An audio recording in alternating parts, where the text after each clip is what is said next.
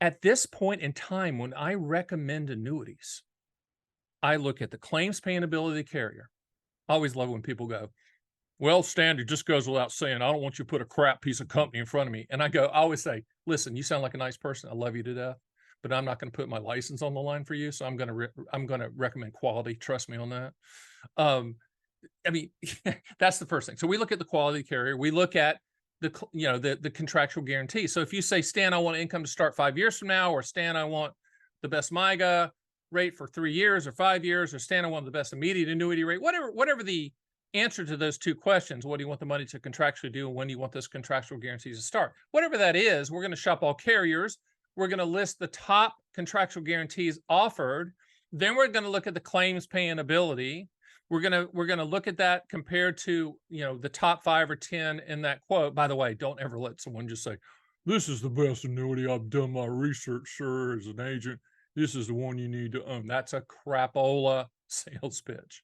So we do the filtering process, and as I said before, annuities are commodity products. Not one's better than the other. We shop all carriers for the highest contractual guarantees, and quotes change like a gallon of milk every 7 to 10 days, and we have to quote all the time. And if you want to move forward, we lock in the quote. But here's what we have to do now. So we go through all that process. We go through the quotes. We go through the carriers. We go through the suitability. We go through it all. But guess what we're doing now? Unlike anybody else, we will make a recommendation to either move forward with a company or not move forward with a company based on how they are processing the paperwork, based upon how they're treating my staff when we follow up on the transfers or whatever the issue is happening, based upon the time it takes from application being sent to the carrier to policy being issued. That is something that we did not used to track. I've done this for a long, long time. I'm the grill out here, okay? Licensed in all 50 states. We have thousands and thousands, unbelievable amounts of clients. I won't tell them the number because my competitors would love to know, but it's huge. And in the past, we never, ever, ever, ever thought about processing time. But now the new realities of annuity recommendation is just that.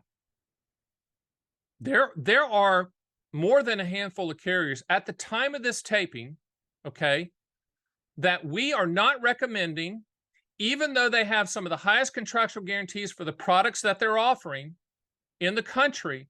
We will step in and say, no, we can't do that to you, Mr. and Mrs. Jones. Their processing time right now is not up to speed. Hopefully we don't put them down. We know the hiring problems they're having, just like everyone's having, but it's your money.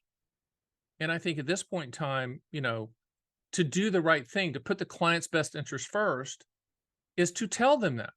Hey, Stan the Annuity Man here. Did you like that little taste of my podcast, Fun with Annuities? Hey, if you want to see the full version, click the link and watch the whole darn thing. Remember, Fun with Annuities. Living the reality, not the dream.